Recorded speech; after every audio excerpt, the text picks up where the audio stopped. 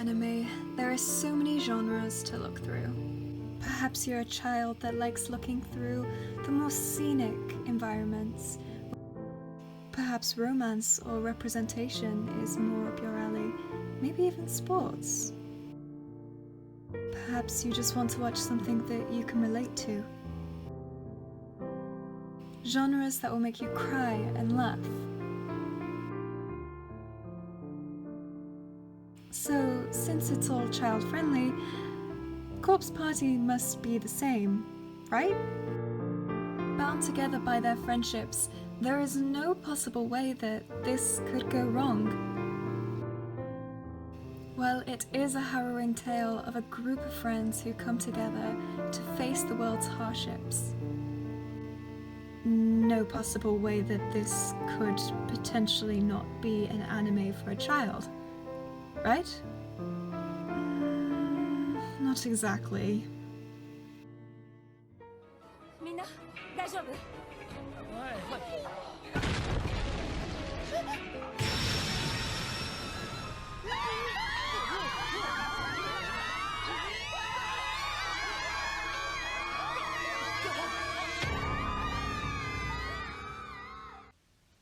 Hello, my name's Dragon and I am a cosplayer. Today I'm cosplaying as Ayumi for a book review of Corpse Party, Book 1 from Blood Covered.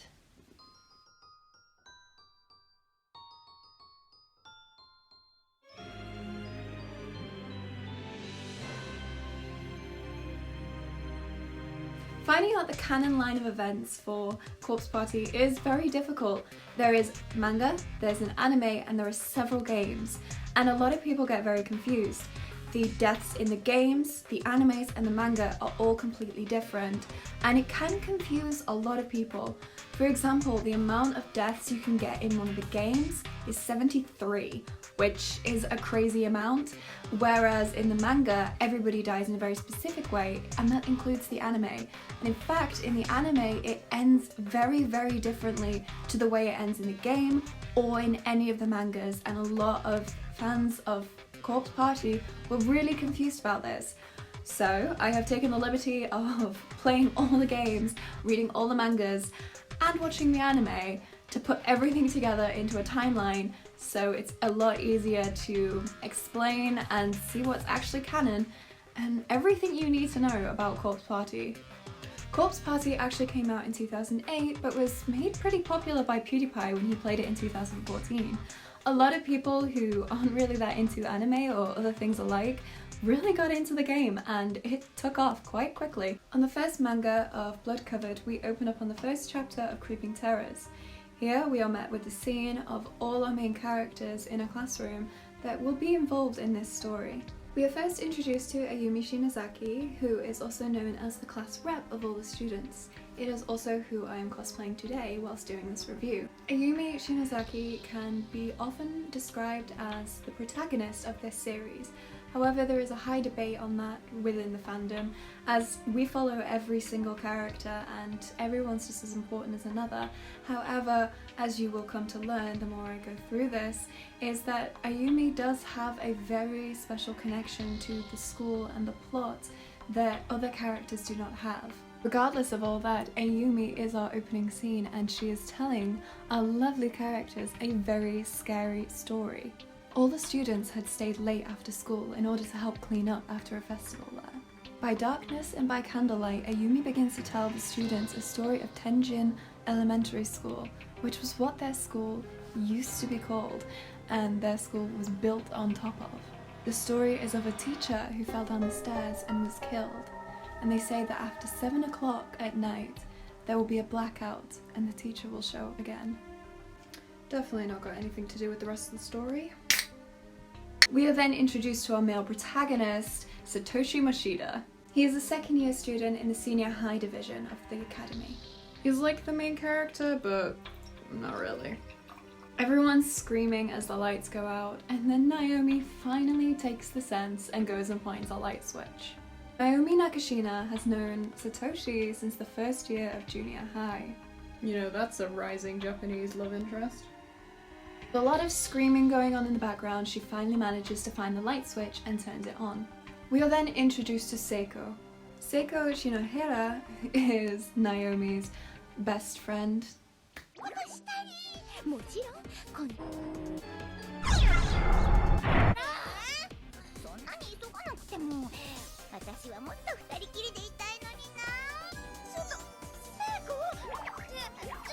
Am I gay? No, I just really like puss. After that, we are introduced to Yoshiki.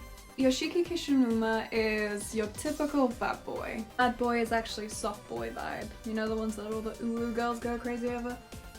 And that includes me. Don't judge me. Then we are introduced to the adorable little Mayu, and along with Mayu comes Sakutaro. Sakutaro Morishige is obsessed with his phone. That will come in handy for later. That's the main squad. We've met all the students now that will be involved in our story. Kind of. Conveniently, just as the story ends and we've met all our characters, they look over to see that the time on the clock is awfully familiar. That's right, they've been left in school alone after 7, and guess what happens? That's right, blackout. Our lovely, manly male protagonist begins screaming his head off and jumps into Naomi's arms, with Seiko teasing the hell out of them. Then the banging commences. I know I said they were love interests, but not that kind of banging. Somebody is knocking on the door. With a lot more screaming, Satoshi finally finds his balls and goes and opens the door to find you, Sensei. She had heard the students through the door and was playing a prank on them, had heard that scary story and decided to play into it. But by her side was somebody else that we haven't met yet. That little bean is Yuka Mashida. You may notice the second name is the same as somebody else's. That's right, she's Satoshi's little sister. She has a very, strange role in all of this. I probably shouldn't drink too much if I'm talking about Yuka actually. Yuka is significantly younger than all the other students. She's only a second year in junior high, and she has just come over to give Satoshi his umbrella that he had left at home. I wonder if the umbrella's foreshadowing for all the piss that's to come. Now, that really is all our cast. It's Mayu's last day at the school as she is transferring to somewhere different. Everyone's very upset, and Ayumi comes up with a plan that she had seen online. It's getting very light outside, I need to close the windows. This charm Ayumi had found on the internet is called Sachiko Ever After. And wouldn't you know it, she found this charm in the exact same website she found that spooky ghost story she was telling everybody just moments ago. A great idea! Use something off the internet to go to a different dimension. That's totally, sensible. According to the internet, this charm will bind them as friends forever. How do you become friends for life? That's quite simple. All you have to do is take hold of a paper doll that Ayumi had brought and say, "I beg of you, Sachiko-san," 9 times. You can say the chant wrong, but you cannot repeat yourself. Then they all pull at the same time and get a piece of the doll for themselves. Then the earthquake starts, and with a lot of screaming and destruction, the floor caves in and everyone falls in. And that is the end of chapter 1. Things will start to speed up from here because I had to do all the introductions of all the characters, whereas now it's free game. We start back up on chapter 2, which is called Tenjin Elementary School, the one from the story that she told before. We open with Naomi in chapter 2. She's in a strange place that nobody recognizes, and she's hurt her ankle pretty badly. She finds herself in some kind of classroom, but there's holes in the floor and everything seems destroyed and old. She decides not to stay there for long, choosing to instead try and find out exactly where she is. And that's how she stumbles into the hallways. She finds a notice board with a lot of flyers on it about Tenjin Elementary School. Dun dun dun! It's actually the school from the story, because nobody saw that coming. According to this letter, this elementary school had been dealing with kidnappings of children. While she's out in the hallway investigating, another earthquake hits the school.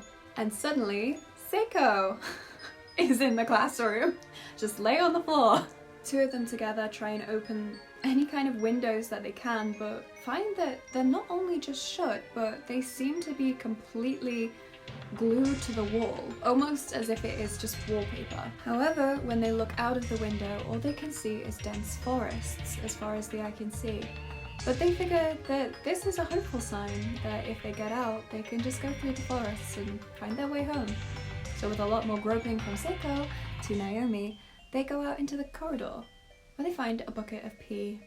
And yes, this is relevant. When they go to the locker room to escape, they find that the exit door is locked.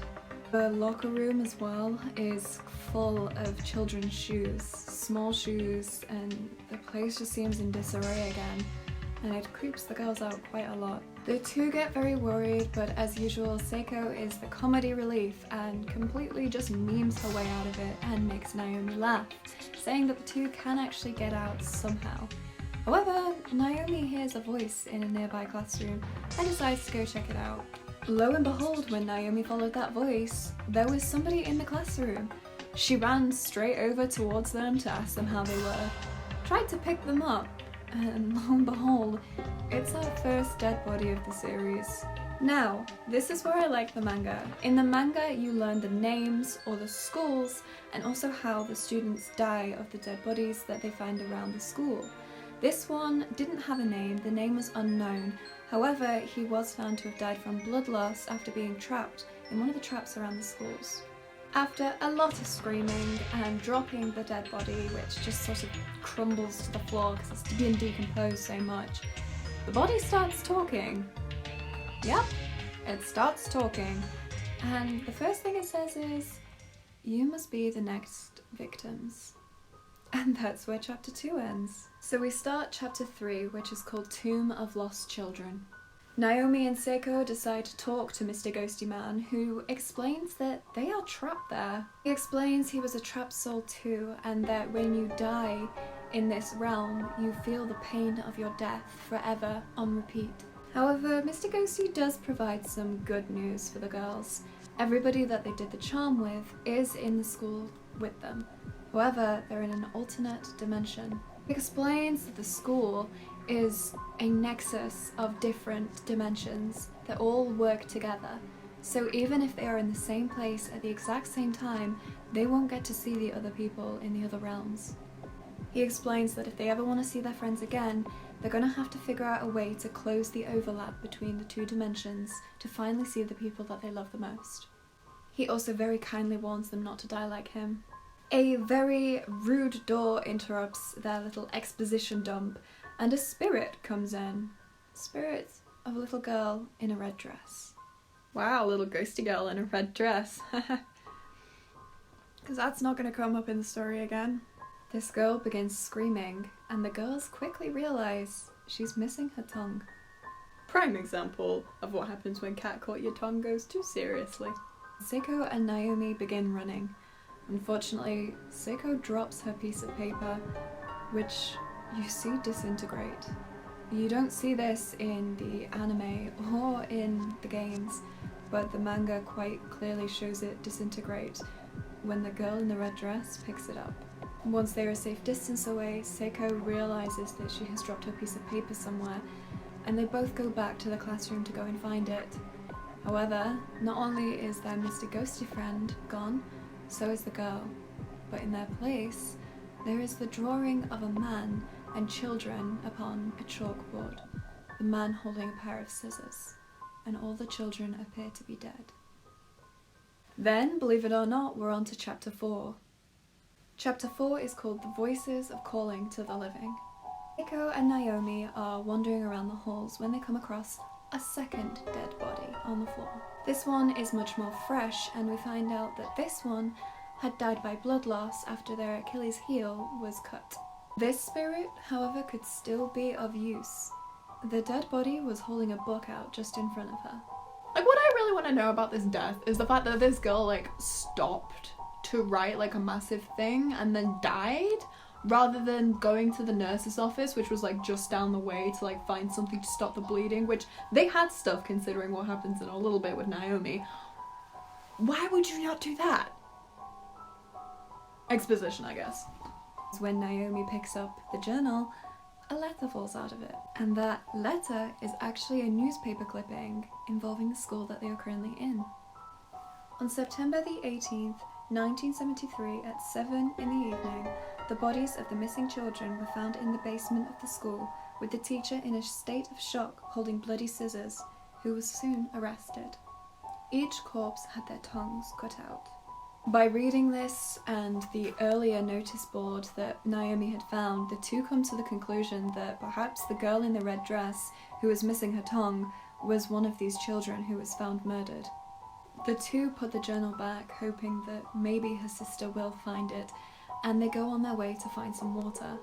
However, all the taps and every source that they could find that would produce water was empty. With this discovery, they also quickly realized there was no food around, and they were getting hungry. The two goes to the girls' bathroom, and I'm going to mention this here, which doesn't seem important, but it actually is.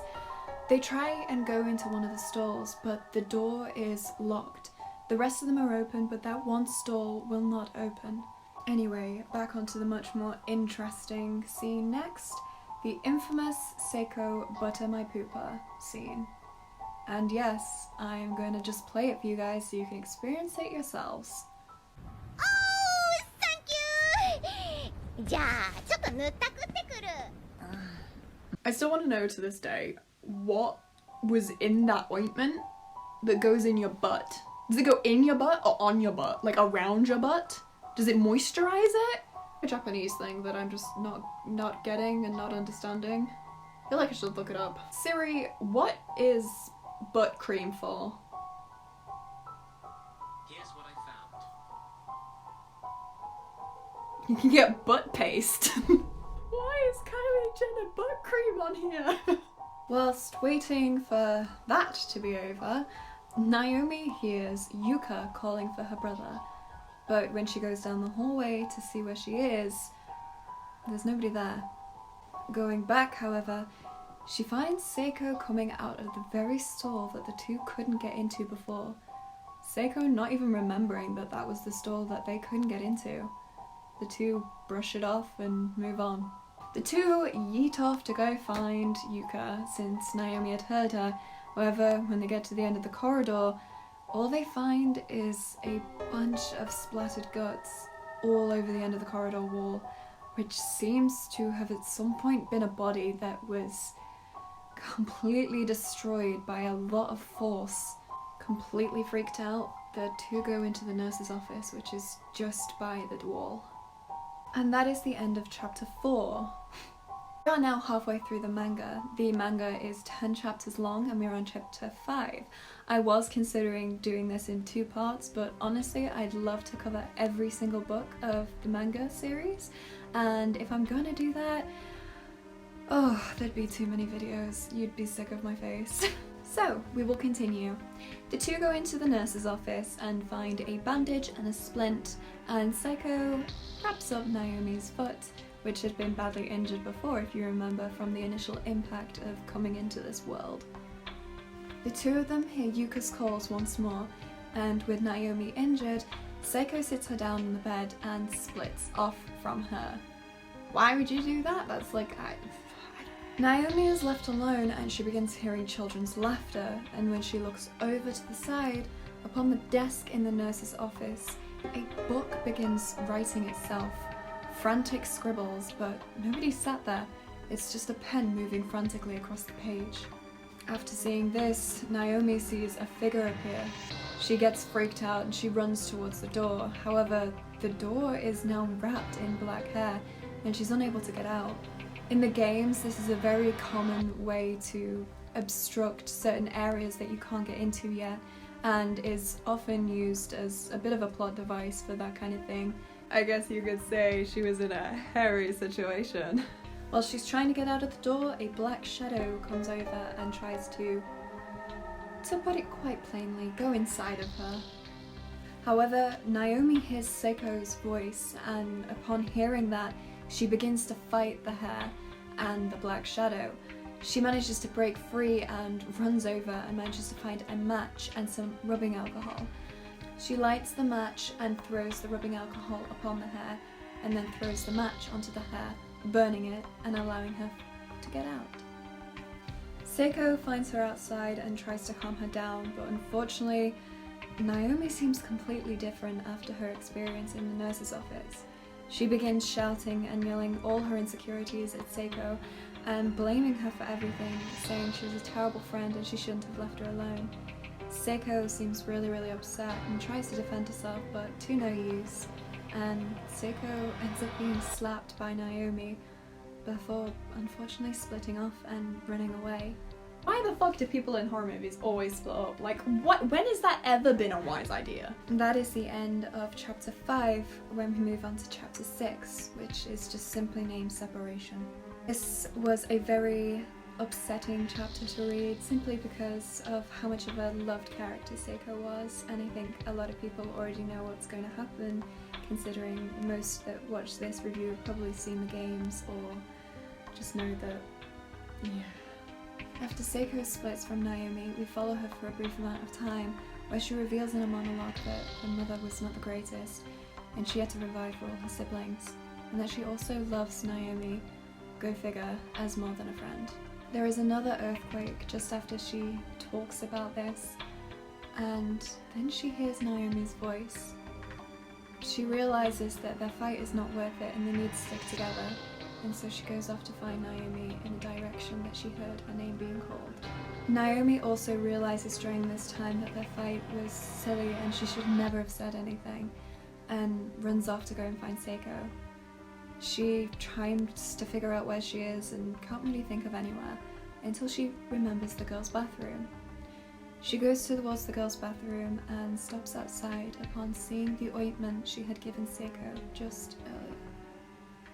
Chapter 7 is just called Reunion. I will put in a warning here that this does involve suicide mentions along with some other graphic details, so please plug your ears or, fast forward a little bit until this bit is over. Naomi runs in after seeing the ointment and goes straight to the store that she couldn't open previously. Upon opening the door, she finds Seiko hanging in the bathroom.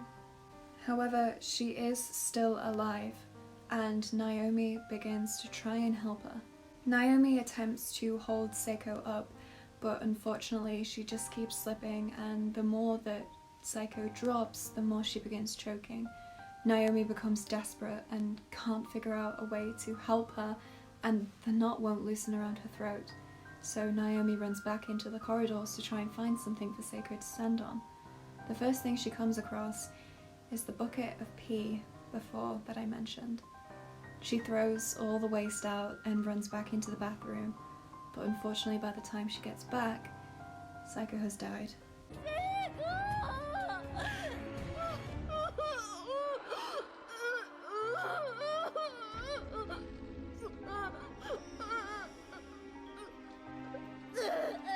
Surrounded by children's laughter and the figure of several ghost children, Naomi screams in agony for her best friend and drops to the floor. And that is where chapter 7 ends. Whew, okay, so that's the end of following Naomi and Seiko, and we now move on to Ayumi in chapter 8. Chapter 8 is called The Second Death Knell. Yep, you can already see what's about to happen. We start off chapter 8 with Ayumi, Kinoshima, and Yu Sensei. Ayumi is having a pretty hard time of it and seems very affected by the school, having quite a severe anxiety attack. However, all the people in that room can hear Naomi scream, despite the fact that they're in completely different dimensions. Kishinuma proposes that he stays with Ayumi in the classroom, whilst Yu Sensei goes off to go and find Naomi.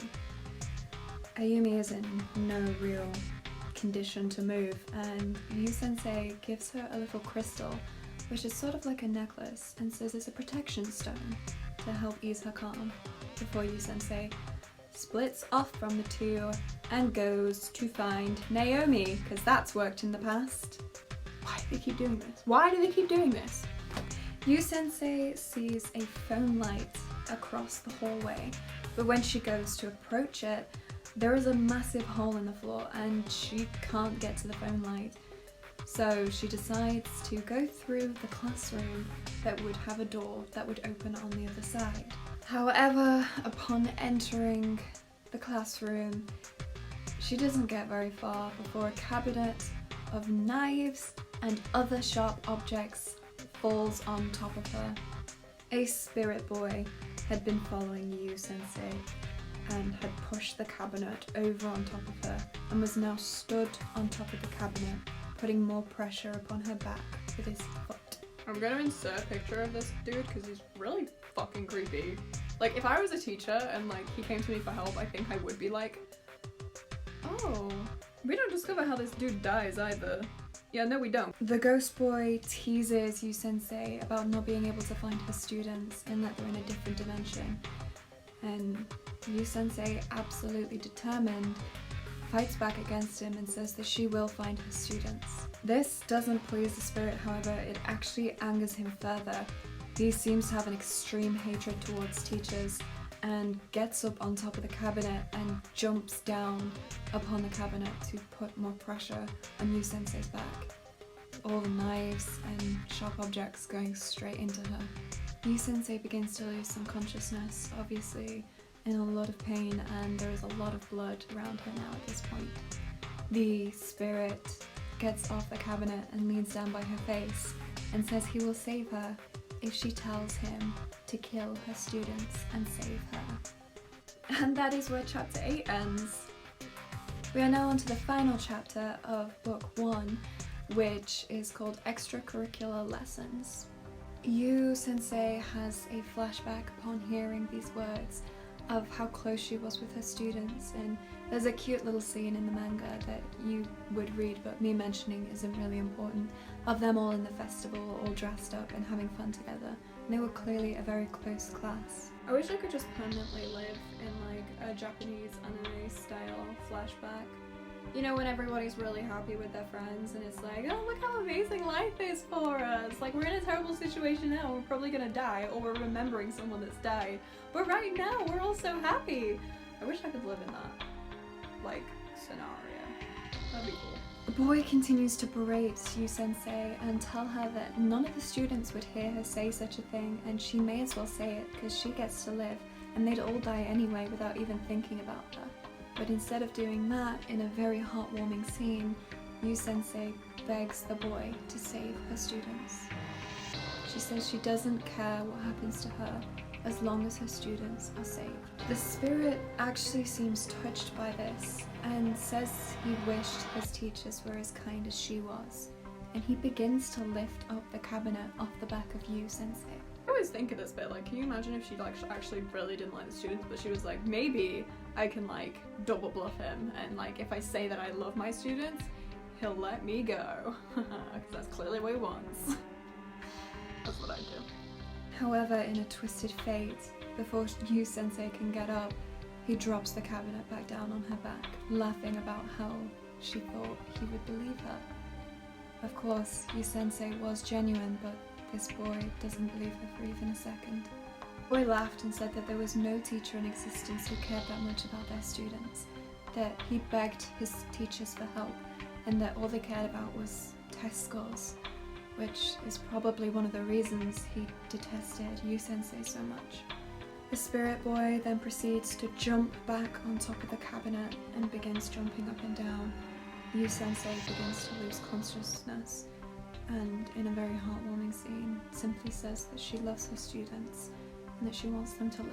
Back in the classroom with Ayumi, there is another earthquake and Kineshima covers her. However, when the earthquake ends and they stand back up, he looks over and sees that Ayumi's eyes are completely black.